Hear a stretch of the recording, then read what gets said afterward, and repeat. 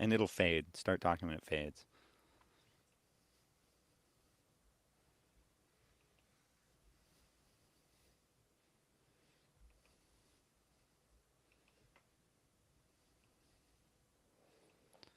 Come on.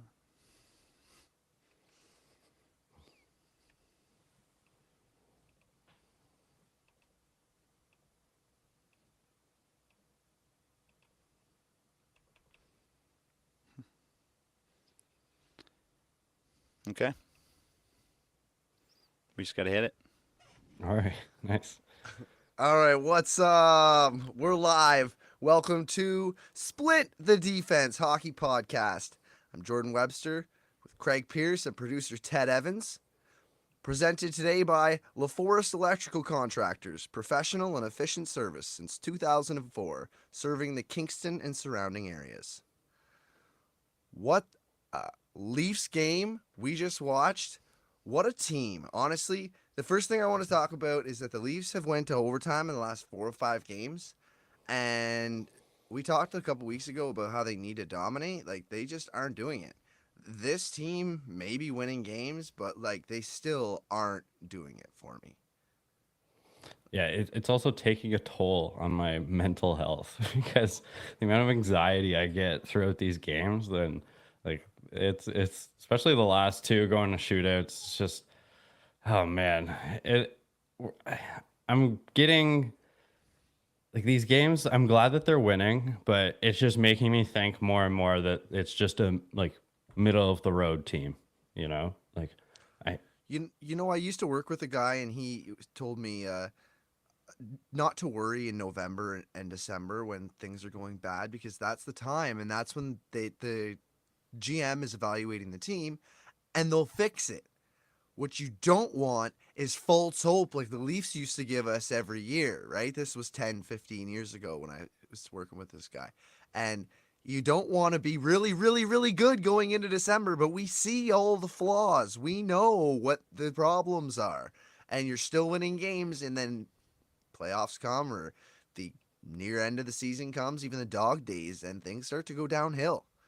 Like, it could start as early as January, like for things to start to go downhill for the team that has this kind of flaws. They are winning games, man, but they're winning them in overtime and shootouts. Like, that's not good, especially for playoff hockey. Yeah, and I was having this thought, like I listen to a lot of podcasts about hockey at work, and so I'm thinking all the time, and so like I was kind of having this thought that maybe we like it this way, and this is how like a team does develop good chemistry, because it kind of has just been always like a walk in the park to make it to the playoffs, and we've always just seen that the team lacks like kind of grit and like some dig deep and some fucking character, like Willie said. That So was fantastic. I yeah, love that clip. and this is how you build it, like these close games and when different guys are kind of becoming the star of the night. Like Noah Gregor's our star, like last game. This game where it's Mitch Marner, and there's a lot of things wrong in between. And as long as someone is stepping up and they're passing that belt around each night, then maybe we're building something here. It's just at the moment, it's just not looking and feeling great. I also wonder how much like being lucky as a team brings you together. Um, like, you start knowing that you stole a couple, and it Right. feels really good, and you're giggling a little bit, Yeah. like the shootout win when Oh my nobody God. but Noah Gregor had to step on the ice again, and it's over, and they're all just like, From loss to win. Just, yeah, yeah. I like, know. Yeah. oh my god, like I can't even imagine being in that room right now and stealing a few of these games. How I would be, because I know that's how I would feel. But, like, again, it worries you as a fan because you clearly see that, like, they're not going to win like this in April. Like, it's just not sustainable, and it's something to worry No. about. And, like, it's a lot of it's luck. Like, sure, maybe being lucky does build chemistry, but, like, it's luck right now, I feel. Yeah. There's even like if you look at all of the stats on this game, like there's a lot of it is in favor of Seattle, right? And so like there's like the last game, I kind of forget how it broke down by period, but like it just feels like like we are getting lucky, and that's great. And there's a few things that I kind of want to get to that's troubling, like, but we'll be talking about it in a bit. Yeah, yeah. But in general though, yeah, it's funny how there's a lot of opportunity, like a lot of chances that like both ways that weren't capitalized on. So it's hard to really judge how to feel about like a win like this. Yeah, that's fair. I'm not parading in the streets or planning the parade here at any point Yeah. after a win like this. After the last couple of wins, even you went back-to-back games. If they've won 2 in a row, I do not look at it like that. It's still a struggling team. Anyways, so Mitch Marner was absolutely the star tonight, man. Oh my God. Like, Yeah. Mitch Marner, I love that so much. Got him in my fantasy team as well. Love that. Right. Yeah. But he's playing tonight. He shows up in a bubble mask from taking Yeah. the puck to the face. Like, they measured the speed of the shot, 84-mile-an-hour shot hit him in the face. And Wow. he swelled right up, I guess. Obviously nothing broken, but he came out in the cage and then obviously didn't like that as much.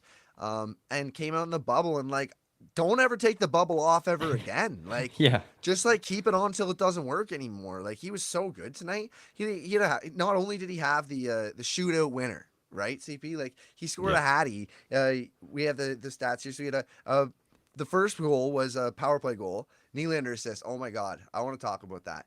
Oh. The Leafs used to have so much chemistry, and I mean like I think maybe the best Leafs team that I ever saw was the Leafs team that lost to the Bruins team in 2019 that went to the final. They lost them in 7. The Ovechkin team in 2017, like that team was sneaky good. The next year was pretty good, but that team, like that one team there, it was so good because I remember literally watching them dominate by passing the puck around tape to tape to tape to tape to tape to tape to tape, and you're like, oh yes, this is how I want to watch my hockey team play after watching chip in grinders for the last 5 or 6 years, right? Yeah. Once we got to that time, it was like, oh, this is silky. It was reminding me of the Pittsburgh Penguins, and they were winning cups, and it was the time to be. But you don't see that very often from the Leafs now. And it was a beautiful play tonight. So they were down low, took the puck down low, fired it up to Nylander. He absolutely sells the shot, as you pointed out. And then he tosses it down to Marner. There's a wide open net. The goalie's so far out of the net trying to play the shot, and he just has no chance. Marner just puts it in, shovels it in, no problem. And I really liked that. Like, I missed that kind of team. Yeah, for sure. And I thought that was going to be like the start of something really good in the game and like a lot of chemistry, but it really fell off like from there pretty quickly, I felt, as far as having clean, crisp passing, but what a sell job by Nylander. Like, to get it up top, I think it was Matthews, right, that dug it out and chipped it up to Nylander. And then, what a sell. I just can't get over it. I was standing when that happened. Like, simple tap in from Marner. Yeah, wasn't. I mean, that the thing was he had so much time. It's like when we play in Chell, producer Ted, we play a game in Chell and you get the puck and he did one time and you're like, and he still buries it anyways. You're like, I had so much time. Like, I was my hands weren't even in the right position and I still got it in the back of the net. And that's how much time it felt like he had, just because they were beat. Like, they were cleanly beat on those passing plays. And I want to see more of that tape to tape passing play kind of stuff. Especially when you're on the power play. And it just doesn't seem like, I don't know, maybe this power play sucks or this penalty kill sucks, but like, it doesn't happen enough. It doesn't happen enough at all anymore. And your point earlier is like that the Marner was good and he had a night, but the team, you pointed out, after 2 periods, they had a 22% expected goals. Yeah. I read that stat a million times. I couldn't fathom. Like, we were talking the other night that, like, yeah, when your team has 65, like that's really good. Like, you don't realize when it's 35, but 20, 22, like, leading 3-1. Yeah, like, unbelievable. Like, and also it was crazy because they were really suffering, and then Marner ended up getting another goal, right? And so it felt weird. Like, I was getting frustrated with the team, and then all of a sudden Marner scores, and so I was just like, Like it's one of those where you don't know really how to feel because it's just like, okay, yeah, that's good, but yeah, I couldn't believe it. Defense, defense. Yeah, Got to uh, embrace it, man. When they're not taking it up the ice and they're not uh, being able to generate the zone time or getting anything done in the zone time, you just have to appreciate that it's not going in the back of their net. Like Joseph Wall was big in that, but like you got to love the defensive games too. oh yeah, for sure. Yeah. Uh, So Marner's. So you got something to say? no, no, keep going here. Marner's second goal. He. Oh yeah. So I wanted to point out that that was Marner's first point since returning to North America, and his first goal in 8 games. Yeah, So he needed that. he was And feeling boy, that did he too. ever need that. Like, that ever get him going, right? Like, Yeah, after that, he scores a hattie. So the second goal, Matty to Marner, 1 second after the power play ends, 2-0. And then Marner on a breakaway gets the hattie to make it 3. It was 3-1 at that point. In Marner's last 10 games, you're like, oh, he's been struggling. He hasn't had a goal in 8 games and all that.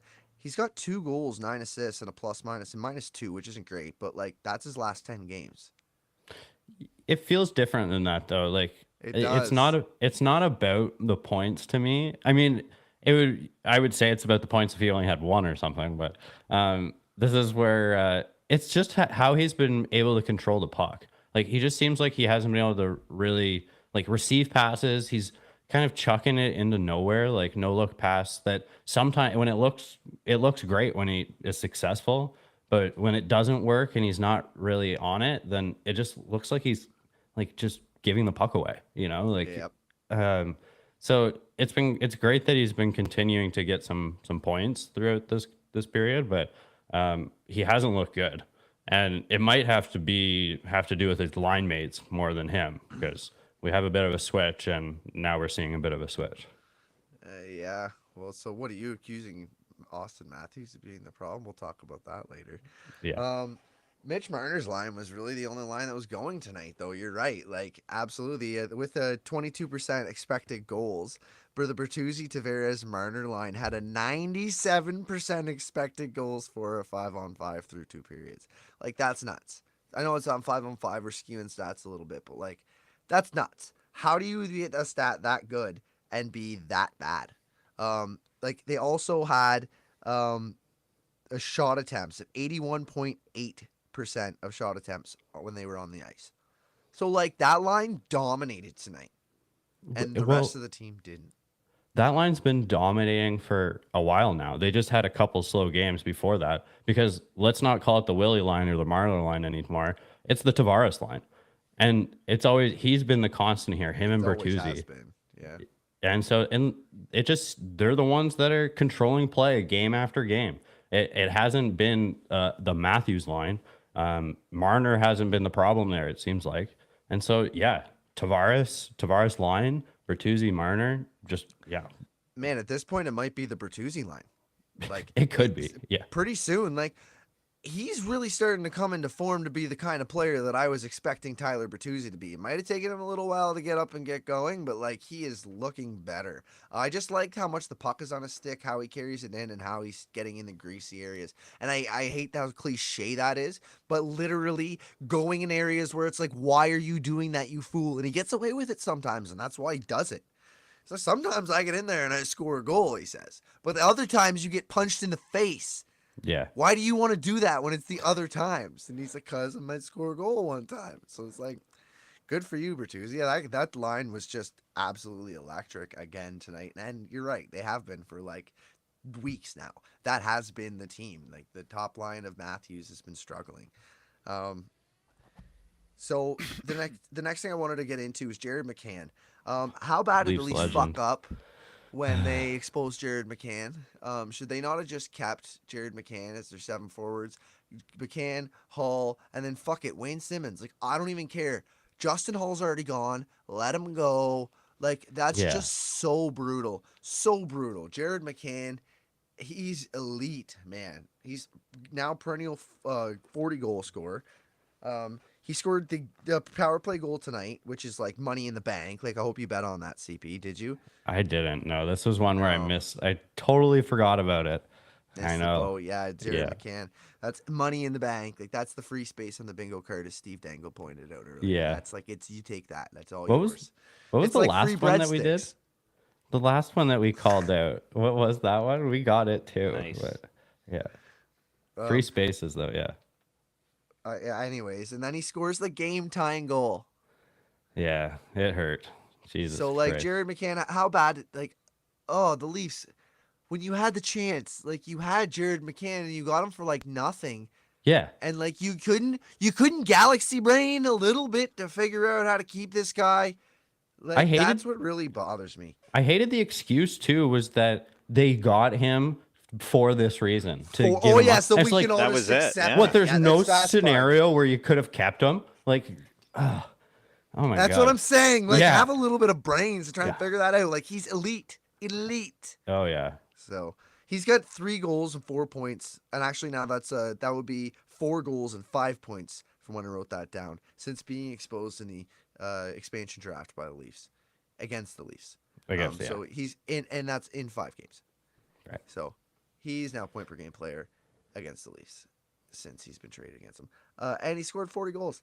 So Yeah, he's like a point per game player around the league too. yeah, great fucking job. Great job, Dubas. Like, God, I mean, I'm so glad he's gone. Yeah. I actually don't feel that way, but I always have whatever. mixed feelings about that. Yeah, whatever. What an idiot! Yeah. And then, like, sometimes you start seeing the draft picks come up, and you're like, oh, like I think we might miss Dubas a little bit too. Yeah, Like, that these was guys it's been are a his few good guys. years. Yeah, a few good years. That's not good. Yeah. Anyways, let's move on. I want to talk about the third line. The third line has been the second best line most nights. I know that like Austin Matthews goes out and scores 3 goals, which we're going to talk about him right after. This is going to lead into that. But like the third line of Domi, Yarncroke, and Robertson is, I mean, if Domi can get the monkey off his back and score a goal, I actually think his play is going to jump up like 10 or 15%.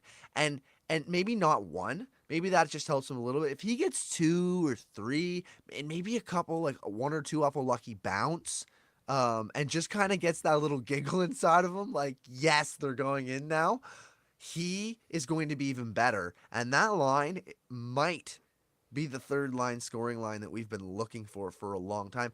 And Robertson's good defensively. And so is Yarncroke.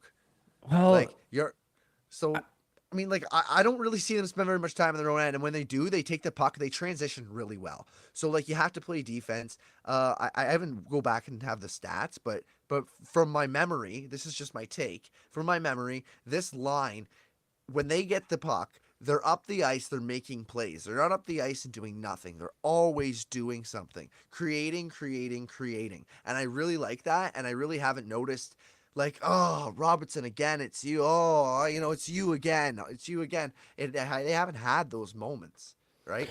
see, like the problem is you are right where they do have these flashes up the ice that shows that they could be a good scoring line, but they always seem to be line changing from their own end. And I think that's the thing that always rubs me the wrong way is they might not be getting into massive trouble, but the play is ending up in the wrong end, and it's probably because that they are taking some sort of a scoring chance where things go the other way, right? And also That's I fair. think a little bit more time, like if they could be trusted and be a little bit more defensively responsible, then I think that they get more time, and then that's when their points start going up. Because sometimes it's hard to get points if you're only being trusted with like 10 minutes a night. And like Robertson's kind of been on the lower end of the 10 minutes, like 9 minutes sometimes. So like if they can play a little bit But it's a better to get to noticeable the 9 12, minutes. what? It's a noticeable 9 minutes though. You do notice them, yeah.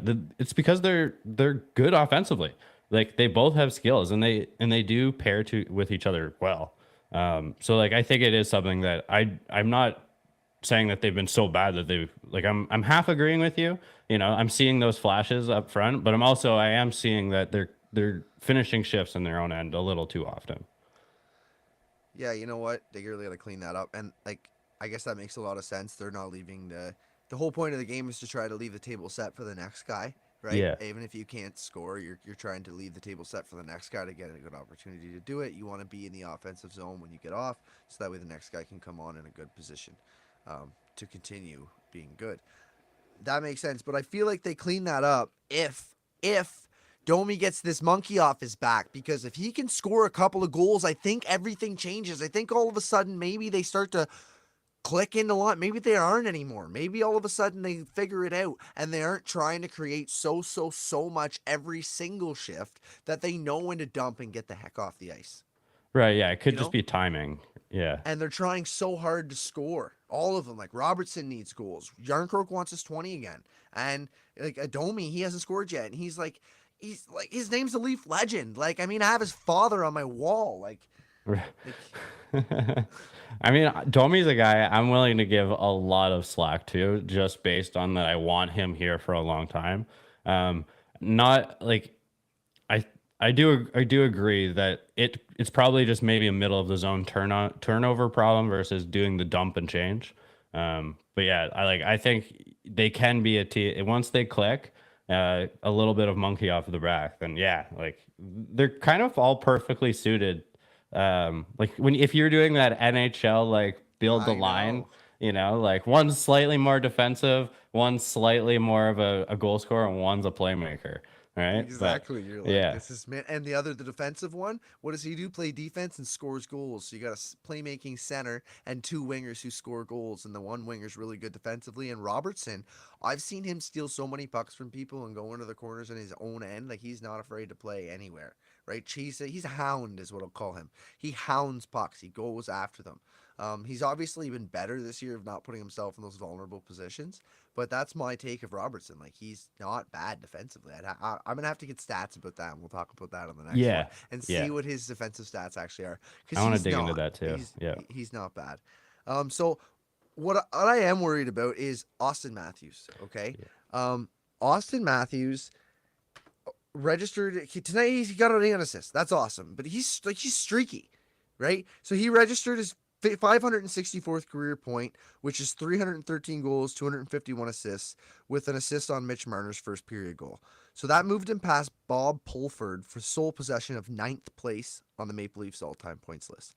That's huge. And Austin Matthews gets a lot of points. I'm not debating that, and he's been a great player. I'm gonna back it up even further. Matthews has 7 goals, 4 assists, and a plus minus of 0 in his last 10 games. So he's not been bad. He's got 11 points in his last 10 games. So like I don't know. The thing is that comes with me is that I want to read off to you Austin Matthews' last 10 games. So yep. we're going to start against Boston. 1 goal, 1 assist. Then 3 goals, no assists. Awesome. So 2 points, 3 points. Good start. Then 2 goals, 1 assist. That's 3 games. Wow, this is great. Then no goals, 1 assist. So what's the problem? Well, then we go no goals, no assists. No goals, no assists. No goals, no assists. 1 goal, 1 assist. Then no goals, no assists. No goals, no assists. No goals, no assists. And that's 10 games. Is Matthews becoming streaky? Because he used to be one of the most consistent things. It used to be like death, taxes, and Austin Matthews. Like, you just knew that guy was going to score. He showed up. He didn't score hat tricks and like to get at the top of the leaderboard. He scored 5-on-5 goals, and he did it almost every game. Yeah, and the best in the league at it. Remember when he like leaded the league in game opening goals for like 2 years in a row or something like that?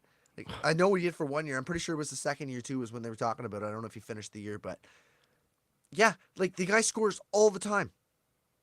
So I don't know what's going on. Why? Like, where has it all gone wrong with Mitch Marner and Austin Matthews in this sanctuary of paradise that we had? Because like I thought that those guys were going to pair up and lead us to the promised land, but it seems like this year Matthews is either scoring in bunches or he's not scoring at all.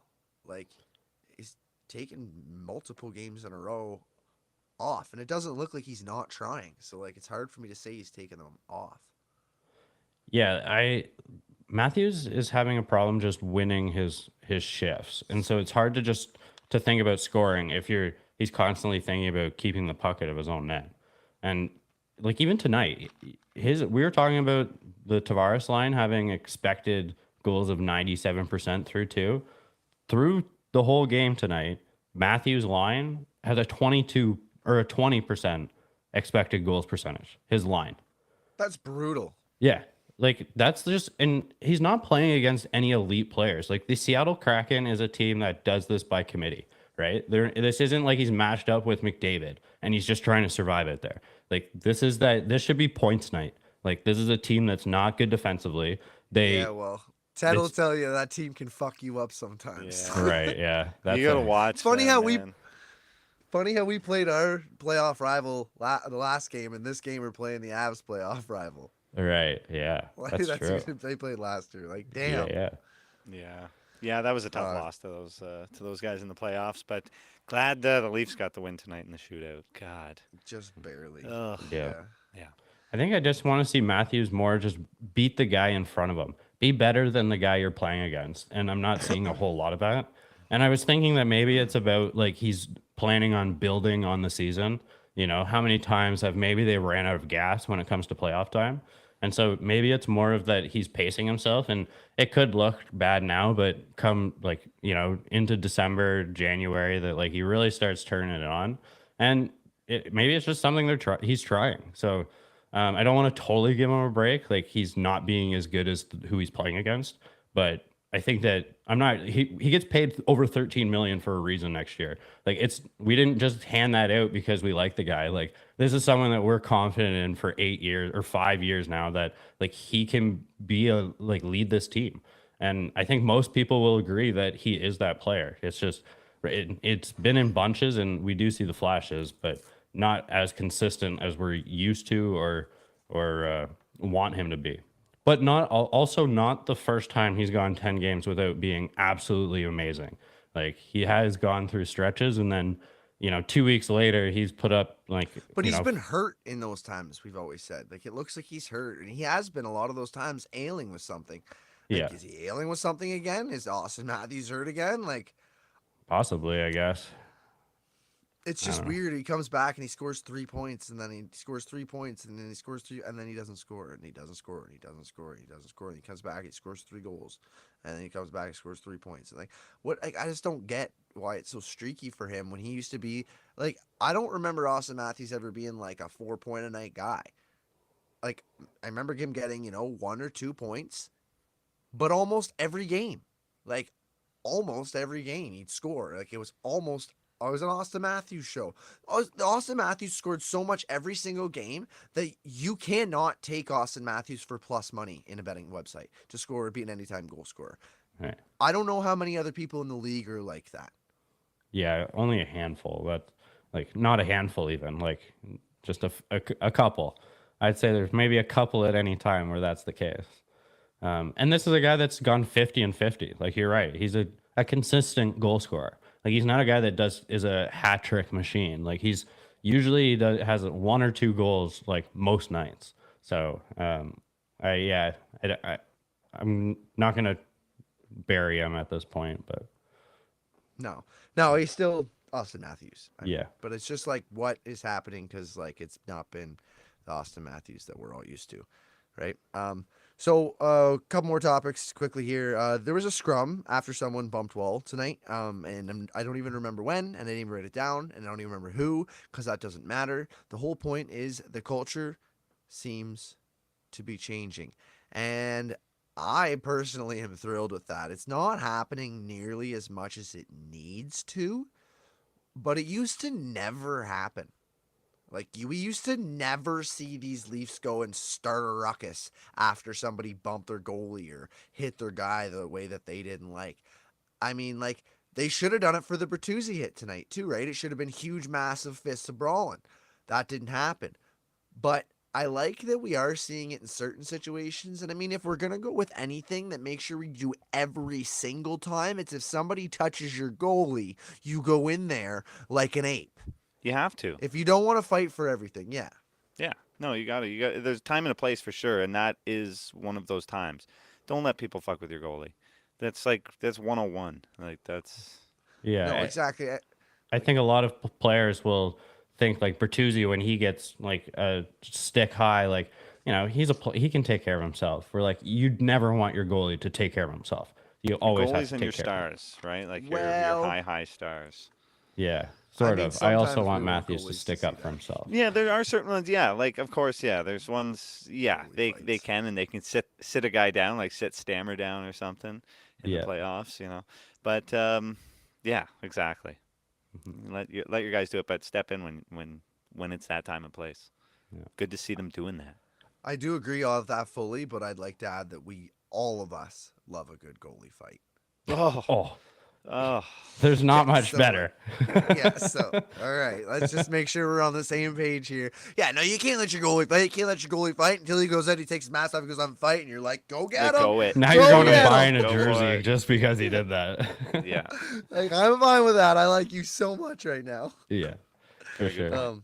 So yeah, I really enjoyed that with the Leafs. Tolvanen is like I think it's the second last thing we have here. Eli Tolvanen or Ellie. Yeah, I didn't thought his name was Eli until tonight. So his name's Ellie. Yeah. Ellie Tolvanen. And yeah, see, yeah, I know. We probably called him Eli thousands of times. It's how I yeah. read it every time. Yeah. But it's Yeah. Ellie Tolvanen. So he scored a goal. It was a 3-2 goal. The Leafs are up 3. So the Kraken's second goal. And I just want to talk about how much Nashville fumbled the bag on that. You have to come up with some sort of answer with me, CP. So think long and hard about this. How does a team have a player that's like 23 or 24 years old, projected to be a legitimate goal scorer in this league, not be waiver eligible, and not find a place for them on their fourth line, even on a shitty team? Nashville was shit, fucking garbage. Like, how do you do that? Like, to your fans, like, poor Nashville fans. They should have this guy. He should not be a Seattle Kraken. How dumb is management? And like, what were they thinking? And I'm not going to come up with a good answer for you. I'm only going to like pour it on more. Because like he's not a player too that is only a scorer. Like this is a guy that blocks shots. He throws his body. He plays like a certain way that you want your team to play like. Probably the most mind blowing transaction of last year, looking back on it, because like there's no way that they like came to the conclusion that he was the problem. And like you said, like expected to be a great goal scorer. And I think that there was probably multiple people or teams that put in a claim on him, right? It was just Nashville's who ended up with him. So I think most people think that was a bonehead move. No, you mean Seattle, who ended up with him? Yeah, And Oh, yeah, right. Nashville's so dumb though. Like, oh Yeah. my god, oh Nashville. Like, honestly, guys, like I know this is gonna sound so stupid, but like, it's gonna sound so stupid because it is. All that they had to do was go to their scouting department and be like, hey, what do you guys think? yeah, Because if EA can project that and Seattle's scouting department can project that and put him inserted to an everyday player, they made him sit. They didn't even give him a chance. I heard this say for like 10 games or 15 games. He just sat Jeez. around and he practiced and played with the team. They put him in. He hasn't missed a game since. no Yeah. doubt. He's Like, an everyday player. Like, so I just don't get yeah. it. How do you fumble the bag that bad with a good player? That's like the Leafs waving Nick Robertson. Right. Like, he hasn't broken out yet because Allie never broke out in Nashville, right? But like, you could see flashes of it. You've seen it, and he's young, and it's coming. And like, we're all like, if he's not good by 23, he's not good. Well, that's like clearly not true. Like, at all. We've seen that a lot. It's like 25, It's proven 26, time and again, 27, yeah. you start doubting people, right? That's right. But like, even until 27, like Michael Bunting. Look at Michael Bunting. So, I mean, there's guys, right? There's still guys 24, 25, and he's 24. Ellie Tolvanen is 24 right now. So, Nashville, what a fuck up. Yeah, scoring goals against the Leafs. And guess who has him in fantasy? Whoop, whoop. That guy. Yeah, working out for me. Thank God. All right. So, down the show, Mark Giordano is out. week to week with a broken finger, so like he's not out for very long, forever, but it'll probably be like 3 weeks before he's come back on the ice, maybe 4. I mean, I hate to say it, but like he's older, and like I'm a decade younger than him, and I don't heal as quickly as I used to. Yeah. So he's probably going to be out a little longer than we'd expect. Um, what is going to happen? Do we think we talked about this in group chat earlier? Yeah. Do you think it's going to be a trade? Do you think it's going to be like what's going to happen? So like we haven't mentioned it, but Zadorov got traded, right? And that was something that like every Leafs fans looking at their phone just dumbfounded. Like, are you Third and a fifth. a third and a fifth for Nikita Zadorov? And like you said, Webby, like that they just decided that they weren't trading with the Leafs. But I I also heard it was about retention. well, yeah, there was some The like they Leafs probably needed did need retention, retention. and they didn't want to do that. So. I'd actually saw what JD Bunkus pointed out, and that this means maybe more that he wants Tanev, and That's so optimistic, though. for sure. But is Nikita Zadorov really going to be the solution for the entire season? No. No. No, and you didn't want to pay Nikita Zadorov what he made. The thing is that's so funny because Brad's like, he's like, do you want? Should we get this player? Talking with everybody, and like I'm sure like even his boss is there, right? And so you got Shanny in the room, and it's like, yeah, well, like, so what do you think of Zadorov? Like, you were the one who signed him. He played for you, and it's like, yeah, I paid him way too much money, so we need them to retain because he is not worth that. Right? Like you can just imagine, like he knows the player better than anybody else. So he's like, we can't take this guy on at that much money, not just because we don't have the cap space, because he's just not worth it. I know Yeah. it. I signed the deal. It's a bad deal. My bad. And like you live and you learn. he has looked good, but like a lot of players look good for stretches, right? And it's not necessarily who they are long term. So like I could see that where he's like maybe it would have been something if he got a really good deal at 50% retained, then he would have taken him on. But Even 25% retained. yeah, but also I don't think you want to spend all of your Klingberg money up on one guy. That's not really going to make the difference. What does he make? He makes less than 3. It was like 2.75 he makes this year. Right? So Is that in his cap hit? let's look it We up. should look that up. But Zadorov cap hit 3.75. Yeah, okay. So yeah, even if you retain 25% of that, you're over. I mean, you're still looking at no, you're like 2.7. Oh yeah, yeah, right, You're yeah, like yeah. 2.5 is what I was thinking. So like anything under 2.5, my whole point was gonna be it's gonna be like $2 million, and I'd even do it up to like 2.5, but anything over that is too much for that player. Like $3.75 million for a 5 or a 6, like a third pairing defenseman on your team, too much. Not good. We can't get that. We didn't want that guy. We were just falling in love with the idea of trades because that's what we do as fans, right? Yeah. Like we fall in love with the new shiny toy and all because this is the missing piece. Because you hear about the championship stories where they got the missing pieces or the missing pieces. Yeah. And you're like, oh, this is one of our missing pieces. He's going to be one of the ones. Like, Ted, I'm sure you can relate to that as you look back on some players like Lehkonen that got picked up like Kadri when he came over, like I'm sure it was like, yeah, Kadri, great. And then like now you look back and you're like, those were like big moments, right? Like Josh Manson, the trade for Josh Manson at the deadline, things like that. Like those moments were bigger than you think. And they factored in for sure. Right, and like to the big win, yeah. That's why we always get so like gung ho about it and so excited about like Nikita Zadorov on the third pairing. Like, I'm so excited, golly gee, except for like it shouldn't fucking matter. Yeah, like that shouldn't be the matter. difference. An overpaid player on your team, why? Because he throws big hits? Because he just leveled one of your players 2 weeks ago? Is that why we're all dying for this guy? 100% it is, yeah. And his attitude and all the clips we wanted. We wanted all the media day clips and stuff. Yeah. I personally think they're probably going to rotate some guys through, and that'll be it.